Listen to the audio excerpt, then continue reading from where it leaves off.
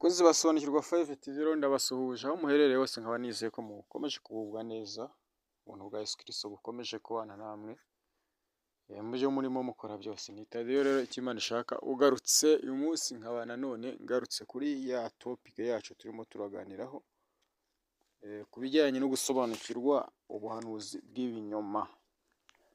Murabizi ko muri ino minsi ariko nta nubwo ari no muri ino minsi gusa ngo twagiye tubibona ubundi ibintu by'ubuhanuzi bw'ibinyoma byabaye kuva kera. Ejo murabizi ko twasomye muri Ezekiyeli tugenda tureba abantu biyitiriraga Imana mu byo bavuze, bakavuga ibintu, bakerekwa ibintu, bakarota ibintu, ariko ibyo bintu bakabyitirira Imana. Imana rero yarababwiye ati rwose mwivuga ibyo ngibyo kubera ko ntabwo ari njyewe wabatumye, muratuma abantu babikurikiza kandi atari njyewe wabivuze. Ubwo rero Imana yatangaga umuburo ku bantu nk'abo ngabo bavuga ibintu bijyanye n'ibihimbano bivuye mu mitima yabo no mu mitwe yabo ariko bitarimo birava mu magambo y'Imana. Umunsi rero nanone ndagarutse mu gice cya kabiri, narabwiye ko tuzagenda tureba neza ikijyanye n'ubuhanuzi bw'ibinyoma kugira ngo musobanukirwe ejo namwe mutazicara imbere ya Satani muzi yuko ari umuhanuzi w'Imana uri kubahanurira kandi nyamara ari umuhanuzi wa Satani mwicaye imbere. Rero nkaba ningiye yuko iki kintu mwagikurikirana cyane cyane mwebwe mukunda gusenga mugakunda ubuhanuzi. Hari abantu navuze ngo bakunda ubuhanuzi kurenza uko bakunda ijambo ry'Imana, aho gukunda ijambo ry'Imana bagakunda ubuhanuzi. Rero ningiye ko binyuze muri iki kiganiro kigiye kwisobanukirwa 5 TV uko mubizi ni channel ibagezaho ibiganiro bigiye bitandukanye, iyobokamana, ubutumwa bwiza, bibera na Korani, ubusobanuro bw'amazina ndetse n'ibiganiro by'ubwenge. Nta handi mubisanga uretse kuri iyi channel nyine yasobanukirwa 5 TV. Reka rero mbashishikarize gukora subscribe, mukore like ndetse na comment, hanyuma mubisangize n'abandi kugira ngo ubutumwa bugere ku bantu bose. Niba wabukunze wagombye kubikora kugira ngo n'abandi nabo basobanukirwe, dore ko nta kintu ushobora guha umuntu kirenze kumuha gutuza cyangwa se gusobanukirwa ibyo atarasobanukiwe. Rero ntabwo turi buze gutinda, ashaka tuza gusoma amagambo amwe n'amwe. Cyambere ndashaka kwanza guhera mu Abakorinto ba kabiri igice cyaho cya 11. Abakorinto ba kabiri igice cya 11 ndasoma umurongo wa 14 n'uwa 15. Ngo kandi ibyo si igitangaza kuko na Satani ubwe yihindura nka marayika w'umucyo. Nuko rero bwemeze bityo ntibyaba igitangaza kugira ngo abakozi be nabo bigire nk'abakozi bagabura ibyo gukiranuka, iherezo ryabo rizahanwa n'imirimo yabo. Ahangaha urumva ko bari kuvuga ku ntumwa z'ibinyoma, barababurira babwira abantu ati nyamara si igitangaza kuko na Satani ubwo yihindura nka marayika w'umucyo. Ni bamwe bazabahanurira bavuga ko ugiye kubona ibi ngibi, bavuga ko Imana iberetse, murabizi ibyo mugenda mushaka n'ibyo babahanurira akaba ari byo mujya kwicara imbere. Ariko ahangaha ijambo ry'Imana ryavuze ngo si igitangaza ko n'abakozi ba Satani bigira nka marayika w'umucyo. Marayika w'umucyo ari uza guhanurira akubwira ukuntu ugiye kubona umugore mwiza, ugiye kubona umugabo mwiza, ugiye kubona amafaranga, ugiye kubona inzu nziza, bakaguheza muri icyo kintu gusa nawe ukabaho wumva ko ibyo bintu ugiye kubona, yego no kubibona uzabibona, ntugire ngo barakubeshya, no kubibona urabibona rwose, ariko bivuye he? Ni Imana ibiguhaye cyangwa bivuye kuri Satani? Wewe rero umuntu nteze amatwi wagombye gutahura icyo kintu ukamenya ngo ubundi birimo birava he. Kubwira abantu babaswe n'ubuhanuzi babwira ati ibi bintu si iby'Imana, ibi bintu Satani nawe yabikora, ni ukuri ntabwo babyumva, ahubwo usanga benda kudutera amabuye. Mwebwe muhakana ubuhanuzi, mwebwe muhakana Imana, mwebwe muhakana ko Imana ikora. Nta muntu wigeze ahakana ko Imana ikora, nta n'umuntu wigeze ahakana ibitangaza by'Imana, dore ko tubizi kandi twanabibonye.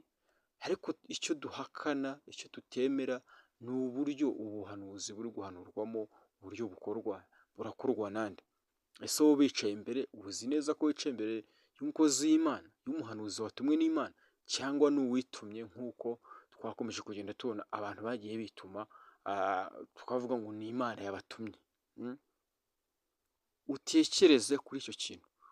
Ukeneye iki wundi muriro? Ukeneye ijambo ry'Imana? Ukeneye ubuhanuzi? Ukeneye iki? Ni iki ukeneye? Ni iki Imana igushakaho? Imana icya mbere ishaka yuko ukizwa ukamenya ukuri. None uko kuri niko uri gushaka? Urashaka ukuri cyangwa urashaka ibijyanye n'irari ryawe? Abantu rero benshi muri ino minsi y'imperuka ntabwo bari gushaka ijambo ry'Imana uko rije, ahubwo barashaka ngo ibijyanye n'amarare yabo. Bashaka kubaho neza, abantu bashaka gutunga batunganirwe, abantu bashaka ko bahanura ko bagiye kuba abantu bakomeye mu makaritsiye yabo, abantu bashaka ko bahanura ko bagiye kujya batambuka abantu bakabakomera amashyi, abantu bashaka guhanurirwa ko bagiye kubaho ubuzima bwiza, abantu bashaka guhanurwa ko bagiye kujya bagenda birirwa bicaye. Ibyo ngibyo nibyo abantu bashaka, aho gushaka Imana. Nyamara ngo mubanze mushake ubwami bw'Imana no gukiranuka kwayo, ibindi muzabyongererwa. Ibi bintu nibyo uri gushaka, nibyo wumva ukeneye, cyangwa ukeneye ibinyuranye n'ibyo Imana igushakira? Rero ndaje dukomeze dusome ijambo ry'Imana. Dusome ijambo ry'Imana. Twebwe nta kindi tuvugisha, nta kindi tuvugiramo uretse kuvusoma cyangwa se tukavuga ijambo ry'Imana, kugira ngo noneho wowe ubwawe wihitiremo, wumve icyo Imana igize gute, icyo Imana ikubwira. Ibi bintu rero nuba ubizi neza, ukaba uzi ijambo ry'Imana, kera ngo Imana yavuganiraga na ba sogokuruza mu kanwa k'abahanuzi, none ubu ngubu irimo iravuganira nawe mu kanwa k'umwana wayo, cyangwa se mu ijambo ry'Imana.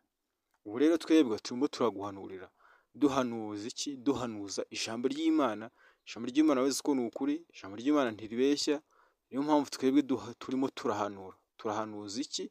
Ijambo ry'Imana, tukubwira ibyo wagombye kwirinda, ndetse tuzanakwereka n'uburyo ki Imana igukorera. Ibyo byose tuzabikugezaho, uburyo ki Imana igukorera ikaguha ibyo ukennye byose. Ariko ibyo iguha ni ibiki? Ubundi ni iki gishimisha Imana ko wagombye kugira? Yeremiya ibice 13 uhereye ku murongo wa 16 baravuga ngo, uko ni ko Uwiteka Nyiringabo avuga ati, ntimukumvire amagambo abahanuzi babahanurira, babigisha ibitagira umumaro, bavuga ibyo beretswe bihimbwe n'imitima yabo, bitavuye mu kanwa k'Uwiteka. Bahora babwira abansuzugura bati, Uwiteka yavuze ngo muzagira amahoro. N'umuntu wese ugendana umutima unangiye baramubwira bati, nta kibi kizakubaho. Urumva? Uku niko Uwiteka Nyiringabo ati, ntimukumvire amagambo y'abahanuzi babahanurira, babigisha ibitagira umumaro, bavuga ibyo beretswe bihimbwe n'imitima yabo, bitavuye mu kanwa k'Uwiteka. Bahora babwira abansuzugura bati, Uwiteka yavuze ngo muzagira amahoro. Nawe baseta, abantu ntibubaha Uwiteka, abantu ntibubaha Imana, ariko mu inkonkobotsi y'umuvugabutumwa ikavuga ati, Imana irambwiye ngo iguhaye iki? Ikiguhaye urinde, kandi ubwawe ntububahe Uwiteka, ntububahe Imana, uri umunyabyaha, nturi umukiranutsi. None iyo Mana ije kukubwira ngo iguhaye ibi, Imana ikavuga ngo uzagira amahoro, biravuga ko nta mahoro y'umunyabyaha. Niba utari umukiranutsi mu maso y'Imana, mu yandi magambo, nta mahoro ufite. None mu gihe udafite amahoro, Imana irabura kuguha iby'amahoro, irabura kubanza guha agakiza ariko kakuzanira amahoro? Kuko Imana izi guha imodoka, Imana izi guha inzu, Imana izi guha umugore mwiza ejo ndajya gukupita, Imana iguha umugabo mwiza. Murabizi abantu hanze aha, cyane cyane mu bintu bijyanye n'ingo, aho umuntu avuga ati, Imana niyo yamumpaye, Imana yari yamunyeretse, Imana yaranyeretse umugore mwiza, Imana yaranyeretse umugabo mwiza w'igikundiro, umeze neza, ufite amafaranga. Ibyo murabizi ko ari bwo buhamya bw'abantu. Ariko wajya kubona ukabona mu minsi mike ukabona za ngo zirasenyutse. ingo zirasenyutse, ukabona ibibazo, mbega murazi ibibazo cyane cyane. Reka tuvuge hano iwacu kubera ko iwacu niho turi, ibibazo biri mu bijyanye n'inshako n'iki, ibintu nk'ibyo ngibyo. Rero bavandimwe, ahangaha Yeremiya ahanura ahangaha, Uwiteka amutuma yaramubwiye ati rwose ntimukumvire amagambo. Mbere yo kumvira umuhanuzi, banza ugomba umenye uwo muhanuzi ninde. Ese wowe uri kumva ibyo bintu ubundi urinde? Nicyo ukeneye. Ukeneye ubugingo buhoraho, ushaka kuba umukiranutsi, ushaka kuba umwana w'Imana, ushaka kubaho ubuzima bw'umukiranutsi, ushaka kubaho ubuzima bwo kuba ufite imodoka, ushaka kubaho ubuzima bwo kuba utunze, uri umutunzi ariko uri nyagupfa, uri intumbi igenda, uri umurambo ugenda. Ushaka ubutunzi bw'isi bufatika, nyamara kandi imbere y'Imana uri intumbi, warapfuye. Rero umuntu wese udaharanira gukiranuka, akaba adaharanira uburyo ki yabona agakiza, akaba ashaka iby'isi uzabibona. Satani nawe afite imbaraga, azabiguha. Usengera umugabo mwiza muguhe, usengera umugore mwiza muguhe, usengere n'imodoka nayo, iyo modoka n'ubundi uzagenda uca mu bintu bw'amanyanga nabyo uyigereho, kubera ko ntabwo azagera gutya ngo ayizane ayigutereka imbere ngo akirayo.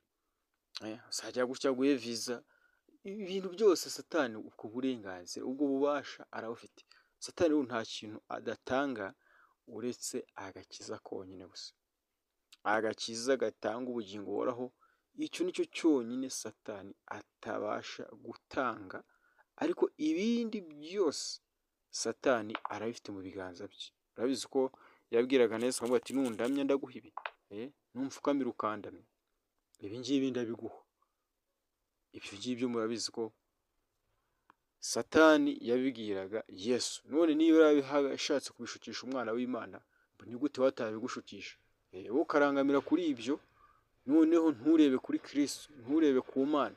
Wowe Imana yawe ikakubera iy'inda, Imana yawe ikakubera iy'ibyo kunywa, Imana yawe ikakubera iy'ibijyanye n'ibyo ushaka bifatika, ariko kandi noneho umutima wawe ugahurwa kumva ijambo ry'Imana, ahubwo igihe cyose ugahora urangamiye kwakira iby'isi, ibyo ngibyo urimo urashaka. Rero nkomeje muri Matayo igice cya 21, igice cya 7 ku murongo wa 21, hari amagambo avuga ngo umuntu wese umbwira ati mwami mwami, si we uzinjira mu bwami bwo mu ijuru, keretse ukora ibyo Data ashaka. Benshi bazambaza kuri uwo munsi bati mwami mwami, ntitwirukanaga mwami mwami, twahanuraga mu izina ryawe? Ntitwahanuraga, ntitwirukanaga abadayimoni mu izina ryawe, ntitwakoraga ibitangaza byinshi mu izina ryawe? Nibwo nzaberurira nti sinigeze kubamenya, nimumve imbere mwa nkozi z'ibibi, nimumve imbere, sinigeze kubamenya. Kandi ni abahanuzi.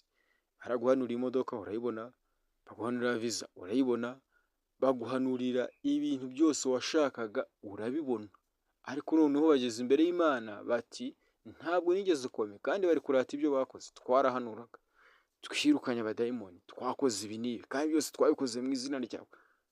Ariko tekereza ku mpamvu babwiwe ngo sinigeze kubamenya.